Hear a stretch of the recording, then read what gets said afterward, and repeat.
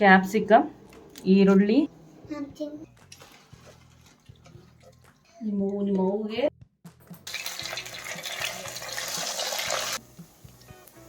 ಇದು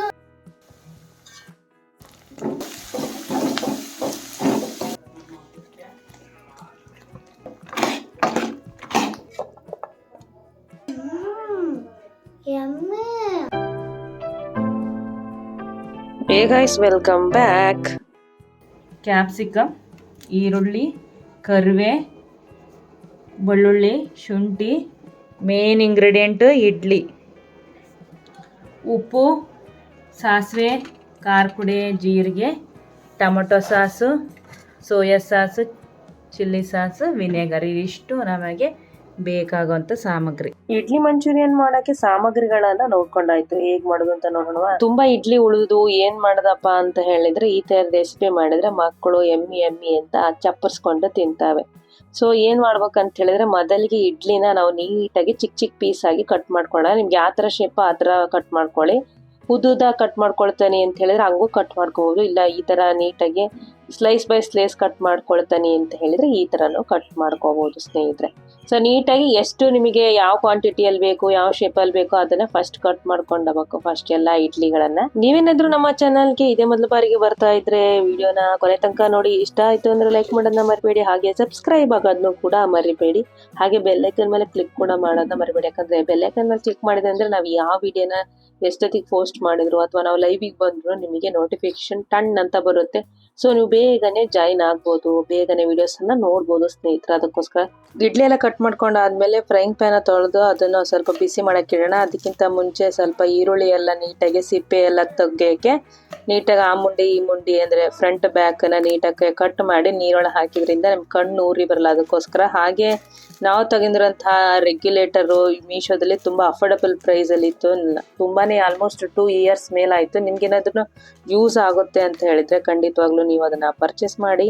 ಲಿಂಕ್ ನ ಡಿಸ್ಕ್ರಿಪ್ಷನ್ ಅಲ್ಲಿ ಕೊಟ್ಟಿರ್ತೇನೆ. ಯೂಸ್ಫುಲ್ ಆಗುತ್ತೆ. ಒನ್ ಟೈಮ್ ನೀವು ಚಾರ್ಜ್ ಹಾಕಿದ್ರೆ 6 days ಯೂಸ್ ಮಾಡ್ಬೋದು. ಸೊ ಹಾಗಾಗಿ ಈಗ ಎಣ್ಣೆಯನ್ನ ಕಾಯಕ್ಕೆ ಇಡೋಣ. ಎಣ್ಣೆ ಕಾಯ್ತಾ ಇರಲಿ ಅಷ್ಟೊತ್ತಿಗೆ ಈರುಳ್ಳಿ ಎಲ್ಲ ಚಕ ಅಂತ ಹೇಳಿ ನೀಟಾಗಿ ಎಲ್ಲ ಕಟ್ ಮಾಡ್ಕೊಂಡ್ಬಿಡೋಣ. ಏನಂತೀರಾ ಸ್ನೇಹಿತರೆ? ನಮ್ಮ ಚಾನಲ್ ಅಲ್ಲಿ ನಿಮ್ಗೆ ಏನಾದ್ರೂ ಅತಿ ಇಷ್ಟವಾದಂತಹ ರೆಸಿಪಿ ಆಗಿರ್ಬೋದು ಅಥವಾ ಅತಿ ಇಷ್ಟವಾದಂತಹ ಲಾಗ್ ಅಥವಾ ವಿಡಿಯೋ ಆಗಿದ್ರೆ ಅದನ್ನ ಯಾವುದು ಅಂತ ಹೇಳಿ ನೀವು ಕಮೆಂಟ್ ಅಲ್ಲಿ ತಿಳಿಸಿ ನೋಡೋಣ. ಯಾರು ಎಷ್ಟು ನಮ್ಮ ವಿಡಿಯೋಸನ್ನ ಲೈಕ್ ಮಾಡ್ತಾ ಇದ್ದೀರಾ, ಯಾವುದು ನಿಮಗೆ ತುಂಬಾನೇ ಫೇವ್ರೇಟ್ ವಿಡಿಯೋ ಅಂತ ನನಗೆ ಗೊತ್ತಾಗುತ್ತೆ. ಅಷ್ಟರೊಳಗೇನೆ ಕ್ಯಾಪ್ಸಿಕಮ್ ಕೂಡ ಕಟ್ ಮಾಡ್ಕೊಂಡಾಯ್ತು, ಈರುಳ್ಳಿನ ಕೂಡ ಕಟ್ ಮಾಡ್ಕೊಂಡಾಯ್ತು. ಇವಾಗ ನೋಡಿ ಎಣ್ಣೆ ಕೂಡ ಕಾದಾಯ್ತು. ನೋಡಿ ಪಟ 2 in 1 ತರ ಆ ಕಡೆನೂ ಈ ಕಡೆನೂ ಎಲ್ಲ ಕಡೆನೂ ನಾವು ಕೆಲಸ ಮಾಡ್ಬೋದು. ಅದಕ್ಕೋಸ್ಕರ ಸೊ ಈಗ ಒಂದೊಂದೇ ನಾವು ಇಡ್ಲಿಯನ್ನು ಬಿಟ್ಕೊಳ್ತಾ ಹೋಗೋಣ. ಇದು ಸ್ವಲ್ಪ ಟೈಮ್ ಟೇಕಿಂಗ್ ಪ್ರೋಸೆಸ್ ಹೌದು. ಯಾಕಂದ್ರೆ ಇಡ್ಲಿ ನೀಟಾಗಿ ಬೇಯಕ್ಕೆ ಟೈಮ್ ಬೇಕು. ಹಾಗೆ ಇಡ್ಲಿ ಹವೆಯಲ್ಲಿ ಬೆಂದಿರೋದ್ರಿಂದ ಸ್ವಲ್ಪ ನೋಡ್ಬೋದು ನೀವು ಚಿಟ್ರ ಅಂತ ಹೇಳಿ ನೀರಿನ ಅಂಶ ಇರೋದ್ರಿಂದ ಸ್ವಲ್ಪ ಸಿಡಿತದೆ. ತುಂಬಾನೇ ಹುಷಾರಾಗಿರ್ಬೇಕು.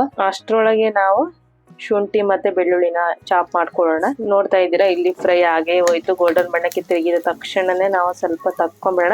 ಇದು ಹೆಂಗೆ ನಾವು ಫ್ರೈ ಮಾಡ್ಕೊಳ್ಬೇಕು ಅಂತ ಹೇಳಿದ್ರೆ ಕ್ರಮ್ಸಿ ಆಗಿರ್ಬೇಕು, ಮೆತ್ತಗಿರ್ಬಾರ್ದು. ಸ್ವಲ್ಪ ಕ್ರಮ್ಸಿ ಇದ್ರೇನೆ ಸ್ವಲ್ಪ ಸಖತ್ತಾಗಿ ಬರುತ್ತೆ ಗೋಬಿ. ಅದಕ್ಕೋಸ್ಕರ ನಾವು ಫ್ರೈ ಮಾಡುವಾಗ ಈ ತರ ಏನು ಜಾಲ್ರಿಲಿ ಎತ್ತುತ್ತವಲ್ಲ ಅವಾಗ ಸೌಂಡ್ ಬರುತ್ತೆ. ಅವಾಗ ಕ್ರಿಸ್ಪಿ ಆಗಿರುತ್ತೆ, ಕ್ರಿಸ್ಪಿನೆಸ್ ಇರುತ್ತೆ. ಅದಕ್ಕೋಸ್ಕರ ಫುಲ್ಲು ನಾವು ಮೆತ್ತಗೆ ಮಾಡ್ಕೊಂಡ್ರೆ ಫುಲ್ ಮೆತ್ತಗಿರುತ್ತೆ. ಆಮೇಲೆ ಇದು ಒಂದಕ್ಕೊಂದು ಅಂಟ್ಕೊಳ್ತಾ ಇದೆ ಅಂತ ಅನ್ಕೋಬಹುದು ನೀವು. ಅದು ಏನಾಗಲ್ಲ. ನಾವು ಫ್ರೈ ಮಾಡಾದ್ಮೇಲೆ ನೀಟಾಗಿ ಬಿಡಿಸ್ಕೋಬಹುದು. ಅದನ್ನು ಕೂಡ ಕ್ರಿಸ್ಪಿ ಆಗಿರುತ್ತೆ, ಕುರುಮ್ ಅನ್ನತ್ತೆ ಸ್ನೇಹಿತರೆ. ಅಷ್ಟು ಸಖತ್ತಾಗಿ ಬಂದಿದೆ ಮಾತ್ರ ರೆಸಿಪಿ.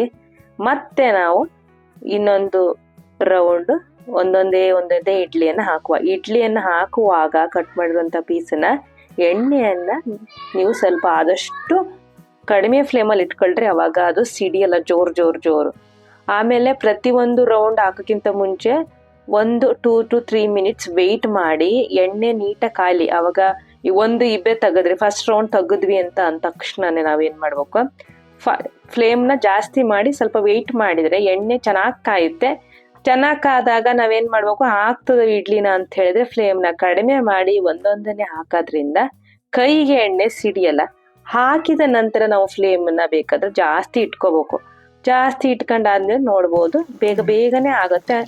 ನೀವು ನೀಟಾಗಿ ಇದೇ ತರ ಮಾಡಿದ್ರೆ ಒಂದಕ್ಕೊಂದು ಹೊತ್ಕೊಂಡವೆ ಅಂತ ಏನು ಟೆನ್ಷನ್ ಬೇಡ.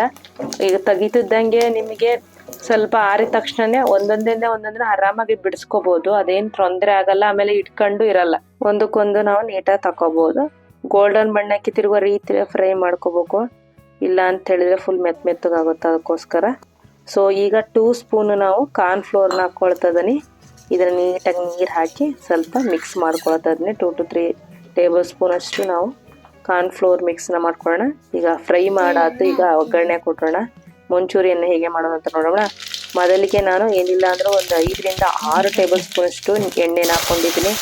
ಅದಾದ ಮೇಲೆ ಜೀರಿಗೆ ಸಾಸಿವೆ ಹಾಕಿ ಚಟಪಟ ಅಂದ ತಕ್ಷಣ ಕರಿಬೇವು 2 ಹೆಸರು, ಮತ್ತು ಬೆಳ್ಳುಳ್ಳಿ 4 ಚಿಕ್ಕಗೆ ಚಾಪ್ ಮಾಡ್ಕೊಂಡಿದ್ದೀನಿ. ಶುಂಠಿ 1 ಇಂಚು ಚಿಕ್ಕಗೆ ಪೀಸ್ ಮಾಡ್ಕೊಂಡಿದ್ದೀನಿ.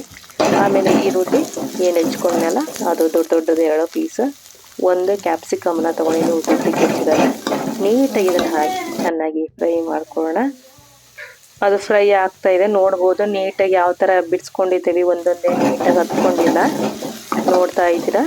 ಈ ಕಡೆ ಇದು ಕೂಡ ಫ್ರೈ ಆಗ್ತಾ ಇದೆ. ಫ್ರೈ ಆದ ತಕ್ಷಣ ಸ್ವಲ್ಪ ಉಪ್ಪನ್ನು ಹಾಕ್ಕೊಳ್ತಿದ್ದೀನಿ, ಸ್ವಲ್ಪ ಖಾರದ ಪುಡಿನ ತಗೊಂಡಿದ್ದೀನಿ, 1 ಸ್ಪೂನ್ ಹಾಕಿದ್ದೀನಿ. ಖಾರ ನೋಡಿಕೊಂಡು ನಾವು ಹಾಕ್ಕೊಳ್ಬೇಕಾಗುತ್ತೆ, ಜಾಸ್ತಿ ತಿಂತೀನಿ ಖಾರ ಅಂದರೆ ನೀವು ಜಾಸ್ತಿ ಹಾಕ್ಕೋಬೋದು. ಅದಾದಮೇಲೆ 1 ಕ್ಯಾಪ್ನಷ್ಟು ವಿನೆಗರ್ ಹಾಕ್ತಿದ್ದೀನಿ. ವಿನೆಗರ್ ಇಲ್ಲ ಅಂತಂದರೆ ಲೆಮನನ್ನು ಯೂಸ್ ಮಾಡ್ಬೋದು. 1 ಕಂಪ್ಲೀಟ್ ಲೆಮನ್ ಉಳಿಬೇಕು ಅಂತ ಹೇಳಿದರೆ, ಇಲ್ಲಾಂದರೆ ಹಾಫ್ ಲೆಮನ್ ಸಾಕು.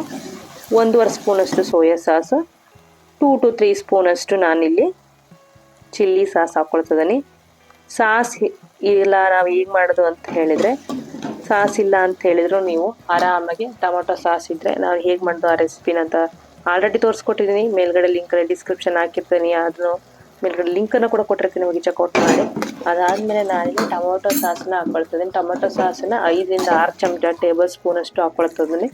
ಎಲ್ಲ ನೀಟಾಗಿ ಮಿಕ್ಸ್ ಮಾಡ್ಕೊಂಡಾದಮೇಲೆ ಈಗ ತಾನೇ ನಾನು ಕಾರ್ನ್ಫ್ಲೋರಲ್ಲಿ ಏನು ಮಿಕ್ಸ್ ಮಾಡ್ಕೊಂಡಿದ್ನಲ್ಲ ಅದನ್ನು ನೀಟಾಗಿ ಹಾಕ್ಕೊಳ್ಳೋಣ. ಇದು ಸ್ವಲ್ಪ ನಮಗೆ ಥಿಕ್ನೆಸ್ಸನ್ನು ಕೊಡುತ್ತೆ, ಅದಕ್ಕೋಸ್ಕರ ಸ್ವಲ್ಪ ನೀರನ್ನು ಹಾಕ್ಕೊಂಡು ನೀಟಾಗಿ ಇದನ್ನು ಗ್ರೇವಿ ಥರ ಮಾಡ್ಕೊಳ್ತಿದ್ದೀನಿ.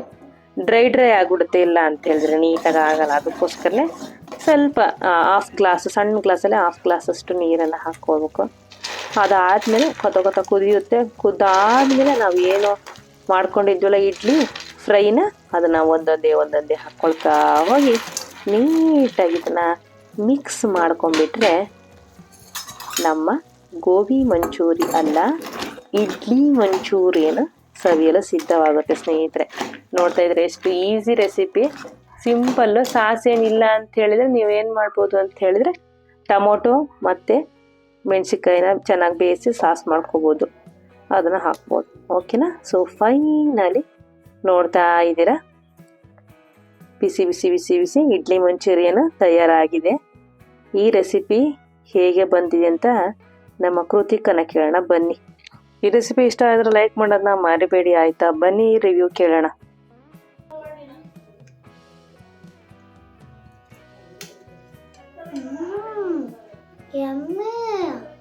ಹೆಂಗಿದೆ? ಟೇಸ್ಟಿ ಆಗಿದೆಯಾ? ಸೂಪರ್ ಆಯ್ತಾ? ಕೃತಿಕಾ ಅಂತೂ ಎಮ್ಮೆ ಆಗಿದೆ ಅಂತ ಹೇಳಿ ರಿವ್ಯೂ ಕೊಟ್ಟಾಯ್ತು. ಬನ್ನಿ ನಾವೀಗ ರಿವ್ಯೂ ನೋಡೋಣ. ಆನಿ ಈ ರೆಸಿಪಿ ಹೇಗೆ ಬಂದಿದೆ ಅಂತ ಹೇಳಿದ್ರೆ ನಿಜವಾಗ್ಲೂ ಸಖತ್ತಾಗಿ ಎಮ್ಮೆಯಾಗಿ ಸಿಕ್ಕಾಪಟ್ಟೆ ಸೂಪರ್ ಆಗಿ ಬಂದಿದೆ. ಮತ್ತೆ ಸಿಗೋಣ ಮುಂದಿನ ವಿಡಿಯೋದಲ್ಲಿ. ಟೇಕ್ ಕೇರ್, ಬಾಯ್.